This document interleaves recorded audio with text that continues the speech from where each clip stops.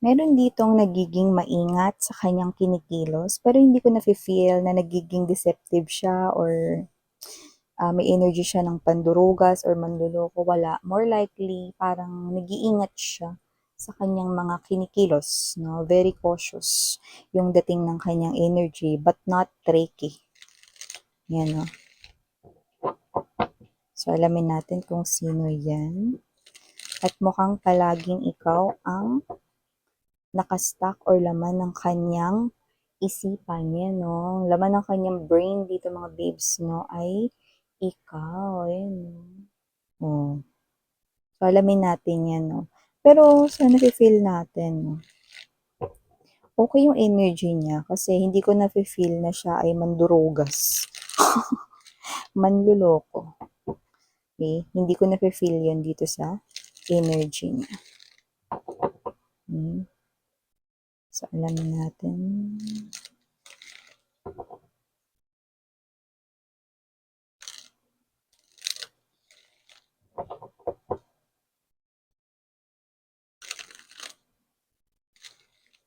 Okay. So, let us see.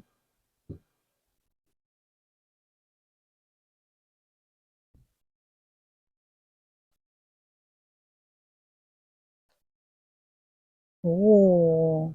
King of Cups na nga, may Four of Swords pa. Masyado siyang mahiyain, no? Yun yung nakikita natin dito. Kung sino man tong energy na to, no?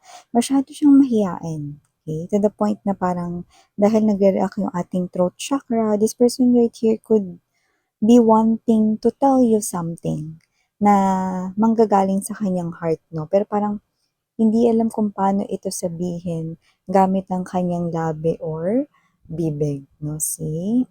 Excuse me. Tinan mo. Nag-react yung ating throat chakra. Uy, akalain mo yon. Full card energy, 8 of Coins. Alamin natin ano yan. Yun, no? Sabi ko sa inyo, yun. May feelings to sa inyo, no? With the Lover's card energy. Okay. But with the Fool, I love it, no? Yan. So, High Priestess, 6 of Swords, no? Para sa ating center combi or combination. Yan na si Ace of Cups. Tapusin na muna natin ang paglalatag ng ating, yeah, look at that, see? Naku, matagal ka nang gusto nito, Page of Coins to the Knight of Pentacles energy, yan, no? Pa-ascend no? Padagdag ng padagdag. In short, no, habang tumatagal, mas lalo kanyang nagugustuhan, no? Ganong klase ng energy. See, tinan mo naman yung dala-dala niya na yan, yung tangan-tangan niya na yan, no? Ito yan, no? Magmula noon hanggang ngayon, yan. See? Ganyan kalaki, no? So, this person right here, no, is ito yung kanyang offer for you guys, no? Stability, permanency, and stable commitment. Yan mga babes, no? Stable commitment ang kanyang offer sa'yo. And let's see at the bottom of the deck, we have here this. You know. You know. See? Oh.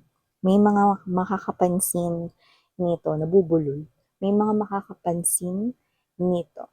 So, hi and hello there, collective. My name is Yan. Welcome new subscribers and to my returning tambayers. Thank you sa inyo walang sawang pagtambay. And of course, wala tayong gender dito mga babes, ng babae, lalaki, LGBT, lahat welcome. Pwede rin pong iswitch yung mga roles dahil possible talaga magkapalit-palit kasi general reading ito and at the end of the day, lahat ay may free will na free nyo pong gamitin anytime, anywhere.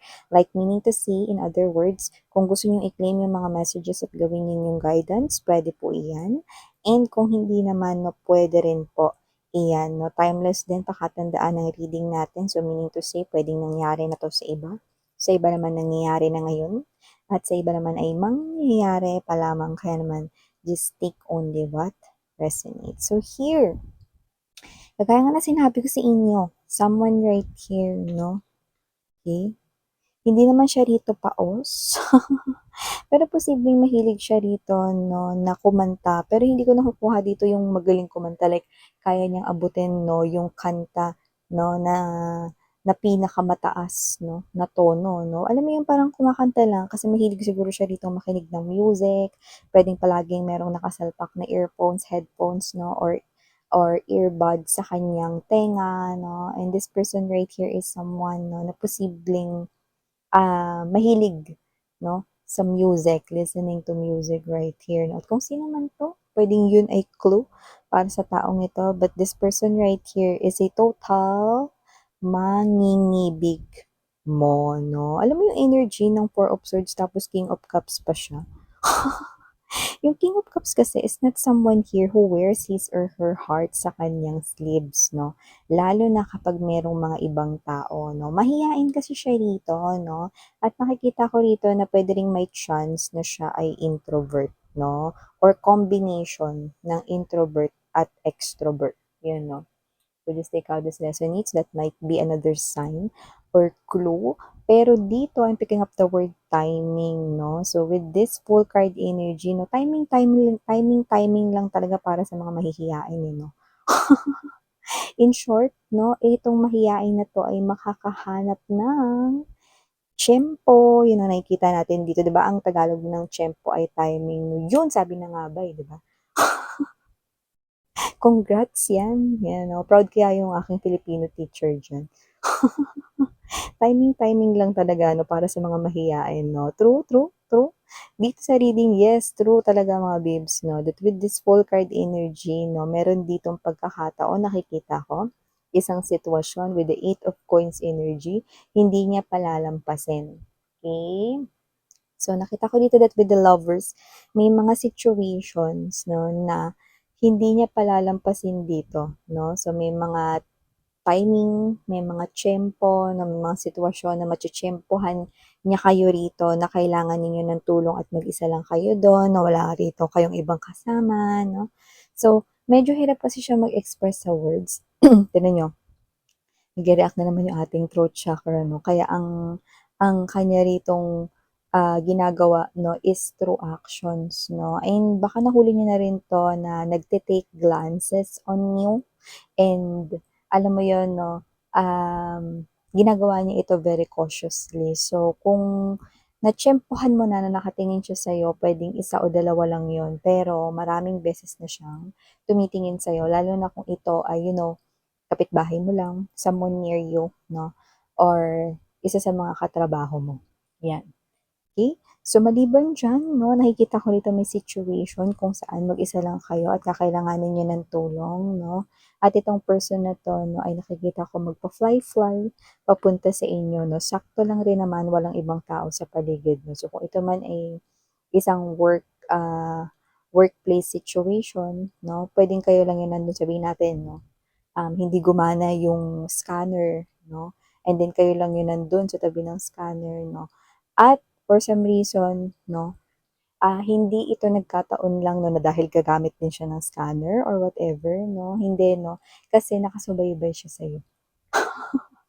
Alam mo yung CCTV na high-tech, no? Yung advanced, no? Yung gumagalaw yung head ng CCTV, no? Parang ganun siya, no? Pero dun sa CCTV na yun, no? Ikaw lang yung sinusundan niya na motion, no? So, itong person na 'to 'no, medyo hirap siya rito makahanap ng perfect timing kaya 'pag natsyempohan niya, go, go, go na agad 'no.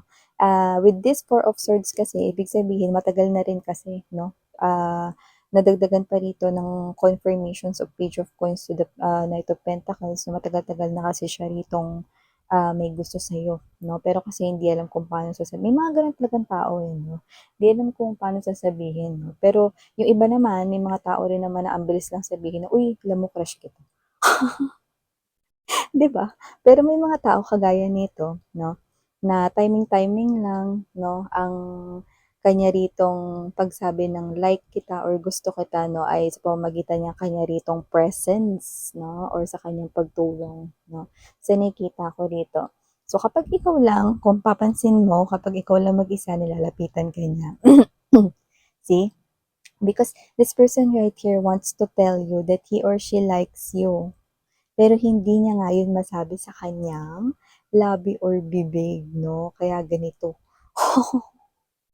With this Six of Swords energy, High Priestess kasi is someone who keeps secret.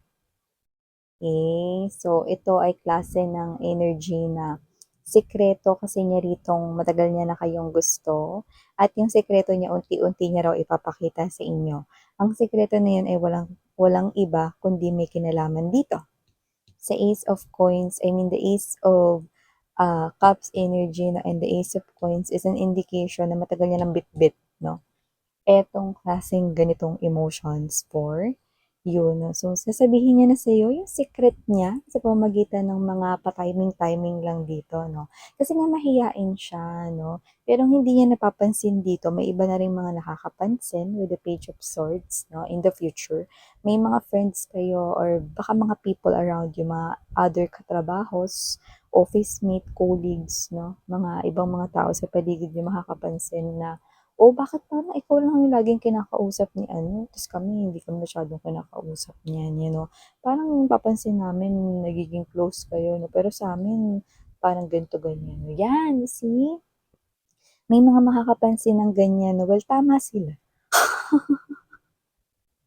Kasi sa'yo lang talaga balak magpapansin nun, no? Wala talaga siya ritong intention makipag-usap sa ibang tao, no? Kaya may chance talaga rito na baka siya ay introvert. Yan, no? Eh, kaya niya makipag-usap sa iba, pero yung alam mo yung energy na siya ito 'no, na mas gusto niya yung mapag-isa ta's kung sino yung gusto niya lang kausapin yun lang 'no. So, hindi ko naman nakikita na as in total suplado siya or suplada 'no, pero more likely mahiyain lang talaga, okey? Pero dun sa pakikisama 'no, kaya nga sabi ko sa inyo iba puwedeng combination ng introvert, extrovert. Possible na siya ay magaling makisama 'no, lalo na kung ito ay trabaho 'no, or mga katrabaho 'yan. At kung ito yung mga taong malalapit sa'yo, eh, puwedeng-puwede niya rin daw yang pakisamahan 'no. Ta's ikaw kasi hindi mo napapansin yun, alam mo kung bakit? Kasi yung mga situations dito 'no, na mga lumalabas siya sa presence nun kasi mas busy ka kung paano mo susolusyunan yun, okey? Mas busy ka 'di ba, to fix the problem, wala ka ng pakialam sa, "Ay ba't ako tinulungan nito?" 'no. Kasi 'di ba kapagka right on the spot, kunwari nasira sabihin natin 'no, yung printer or whatever 'no, ang focus mo is, "Gusto ko maayos 'tong printer na 'to, hala ako kaya nakasira nito." 'Di ba yun yung focus ng tao, eh, 'no? Ang ayusin yun 'no, so wala na siyang pakialam dun sa parang, "Ay ba't kaya ako tinulungan nito, siguro crush ako nito, eh," 'no. So wala ka ng gano'n na isip kasi ang naiisip mo lagi 'no, dahil yung mga situations ay laging ikaw yung may problema, okey, hinahanapan mo ng solusyon yung problema 'no. Itong mga tao sa paligid naman since sila yung wala sa sitwasyon na yun, sila yung nakakapansin, "Ay bakit laging to the rescue 'to si ano, si King of Cups dito kay Collective, mukhang something fishy, 'Di ba? Sila yung mas nakaka-realize, sila yung mas nakakapansin 'no. Ngayon hindi yan magiging, hidden sa inyo kasi yan ay masasabi at mapaparating nila sa inyo na, "Wala ka ba ibang napapansin? Feeling namin kasi may gusto sa'yo si King of Cups." Yan 'no. So may gano'ng klase silang energy. Wala tayong gender ha, energy yun. So babae, lalaki, LGBT, just take how this resonates 'no. So parang ikaw 'to na parang ngayon mo lang yun maiisip. Oo nga 'no, parang lagi siyang sumasaklolo tapos sine-save niya lagi yung day ko, 'yan 'no. Parang may mga gano'ng klase ng energies kayong papaisip kayo dito with the Hermit 'no. Kasi parang kayo 'to na ang goal ninyo is to fix the problem itself 'no. Ngayon kung merong magbigay ng tulong sa inyo 'no, then thank you 'no, parang gano'n kayo rito. Thank you kasi tinulungan niya ako 'no. Pero sa kabilang banda, ang ang inyong main priority is to fix the problem, hindi yung ay, tinulungan niya ako kasi crush niya ako. O kaya in love sa'kin 'to 'no, walang gano'n 'di ba? Ang nasa isip mo rito, naku baka pagbayaran ako ni boss ikaltas sa sahod ko, 'di ba? So may mga gano'ng klase ng energy. So nakita ko rito na mapapansin mo ito kasi dahil mapapansin ito una ng mga tao sa paligid mo 'no. So nakikita ko na mas magiging obvious dito 'no, yung kanyang paglapit sa inyo 'no, and alam rin ng mga tao sa paligid niya na medyo mahiyain siya. So nakikita ko dito na more likely possible na bibigyan kayong space na dalawa nitong mga ito 'no, para magka-love life ka na rin daw. Ba't gano'n yung message nila 'no. Siguro iba sa inyo ang tagal niyo ng single 'no, kasi may mga gano'n dito talaga na parang magka-love life ka na daw 'no. So, parang kahit na hindi pa sila masyadong sure kung may gusto talaga 'to si King of Cups sa'yo 'no, bibigyan nila kayo ng space rito na para magka-love life na daw kayo 'no. So, parang gusto nila maging mga kupido dito 'no, para magkaroon rito kayo ng time na ma-spend doon sa person na yun 'no. Kasi kung sino man 'tong person na 'to mga babes 'no, tingin ko mapapansin mo yan kapagka nabanggit na nitong mga 'to, okey? Kasi dito nakita ko na parang yung brain mo or yung thoughts mo 'no, everytime na lagi siyang nandiya-diyan is na-o-overwhelm dun sa nag-aalala ka kasi paano 'pag hindi maayos yung problem. Yun, 'no? So, nakikita ko rito na, may pagngiti-ngiti rito sa inyo in the future, 'no? Kasi nakikita ko rito na parang why not, 'yan, 'no? This guy naman is nice or this woman naman is nice, 'no? So, tingnan natin kung talagang tama yung hinala nila na talagang meron 'tong gusto sa'kin and then tingnan natin 'no, kung saan papunta 'tong connection na 'to, 'yan na parang gano'n kayo. So, 'yan 'no, very, giving yung energy ninyo, parang meron kayo ritong ibibigay na chance sa kanya kasi yung mga ngiti ninyo parang medyo something fishy rin. Siyempre if someone right here always saves your day 'no, hindi talaga maiiwasan na parang magmukha siya sa paningin mong superhero 'di ba or laging nililigtas kayo rito 'di ba, parang tulong, tulong. 'Di ba everytime na humihingi kayo rito ng saklolo nandiyan siya lagi 'di ba? So, possible talaga dito 'no na mahulog talaga yung iyong loob or magkaroon ka talaga rito 'no ng pagbibigay ng tsansa dito sa tao na 'to 'no. If ever man makumpirma mo talaga na tama yung mga napapansin rito 'no nung mga tao sa paligid mo, which is true. Kasi una pa lang dito ni-reveal na rito 'di ba, na meron talaga siya ritong emotions and feelings for you.